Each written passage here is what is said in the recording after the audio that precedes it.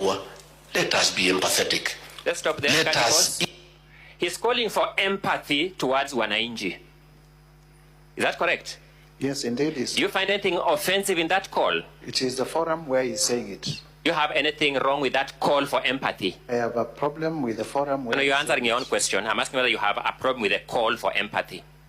My allegation is that he had forum... I've asked whether you have a problem with his call for empathy. Please answer my question. He would have said as much in cabinet. Please answer my question. Do you have a problem with a call for empathy? I have no problem with the call for empathy other than... Let me move to the next question. Do you have a problem with a deputy president calling for empathy in public? I have no problem other than the forum. What forum was that, by the way? This appears to be a press conference. What law prohibits a deputy president from calling for empathy at a press conference? The law is that you raise all those issues in cabinet. Which law prohibits a deputy president from calling for empathy at a press conference?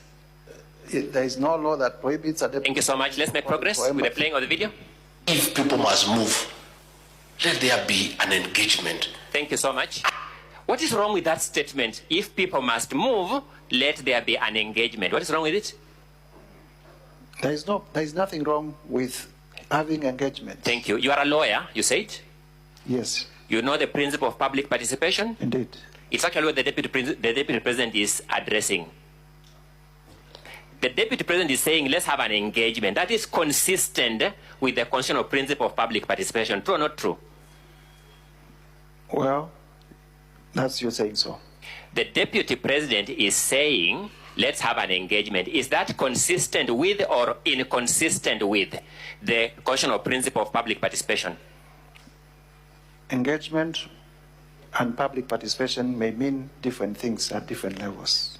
The deputy president is saying, let us have an engagement. I'm asking whether that is consistent with or inconsistent with the principle of public participation.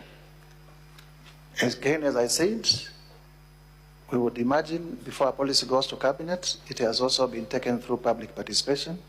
Did you engage in public participation? And if you sit in cabinet, you raise objections to that policy, and if your objections are upheld, the policy falls. Which part of this statement by the deputy president? Sorry, I'm not asking the question. Yes. Which part of this statement calling for empathy violates a policy decision of cabinet? We have the affidavit of Mercy Wanjau that clearly shows that the cabinet adopted a position on that. Did the cabinet adopt a resolution for unempathetic evictions? The deputy president was in cabinet. He is the one who better placed to tell us. You are the move of this motion, and we are testing the deputy president's statements against your allegation. Indeed. Did the cabinet adopt a resolution for unempathetic evictions? The cabinet adopted a resolution. Did the cabinet adopt a resolution for unempathetic evictions? Yes or no? A resolution for empathetic evictions. And the DP here is calling for empathetic evictions from what we have heard. So not true? True. So that is consistent with the cabinet resolution. True or not true? Semantics. Just because my question been answered from your understanding. I don't think it's been answered. Order, honorable senators. You note how the witness is answering the questions and make your judgment. Let's make progress. Let's make progress. If a witness is evading questions, please. Your work as a member of parliament, seriously? Very seriously. You respect your constituents who brought you to this house? Very much. And you are manifesting that respect for your constituents by this expectation you have just mentioned here? In fact, the whole country is discussing my motion. I'm asking whether you are manifesting your respect for your constituents by the expectation you have just alluded to. In the totality of the... No, I'm talking about this particular fact. I'm dealing with a particular fact. In the totality of the motion, yes.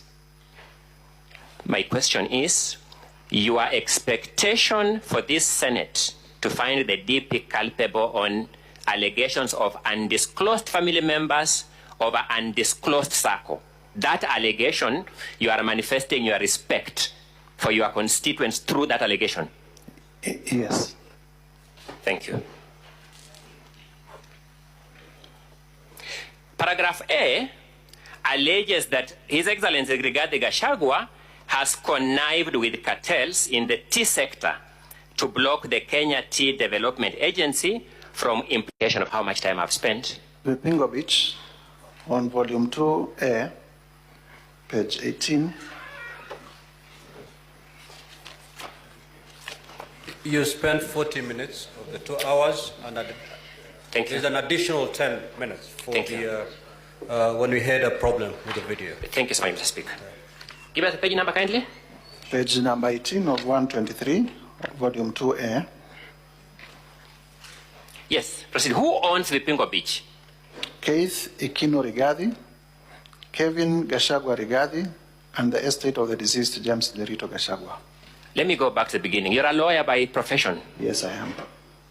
You know the meaning of ownership of a company. Yes, I do. How is ownership of a company manifested? In shareholding and Okay. How many shares does Keith Ikino Rigathi hold? According to your own exhibit.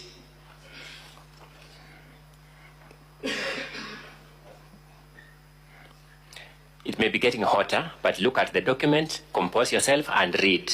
How many shares does Keith Ikino Rigathi hold according to your own document? They are not indicated. How many shares does Kevin Gachagua Rigathi hold according to your own exhibit? They are not indicated. What is the total number of shares in that company? 10,000.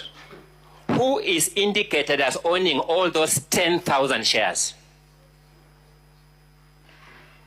There is a shareholding by the estate of the deceased James Derito Gachagua. It is the estate of the deceased James Derito Gachagua. True or not true? They own 10,000 shares. What is the total number of shareholding? 10,000. They own all the shares. They own 10,000 shares. What is the total number of shares in that company? 10,000. So they own all the shares. The estate of the late James Derito Gachagua owns all the shares according to your document. It would appear so. Is it so or is it not so? From your own document. On the face of the document, it would appear so. Do you doubt this document you have given us? No, I don't doubt it. Thank you. The deputy president then in defense says, this is a property owned by the estate of my late brother. Is he speaking the truth or not? From your own document. We The deputy president says, this is a company owned by the estate of my late brother. Looking at your own document, is the deputy president saying the truth or is he not saying the truth? Remember, you are a lawyer all the time. The estate of the deceased James Derito Gachagua owns 10,000 shares. Out of how many shares? I wouldn't vouch for the truthness of the deputy president's I'm saying testimony. the estate of the late James Derito Gachagua owns 10,000 shares. Out of how many? 10,000. Mr. Mutuse, you told me you are a lawyer. Yes. And let's be lawyers now. Yes. When the deputy president therefore says this company is wholly owned by the estate of my deceased brother, is he speaking the truth or not according to your document? It's either yes or no. We make progress. We move, Honorable Mutuse. Yes.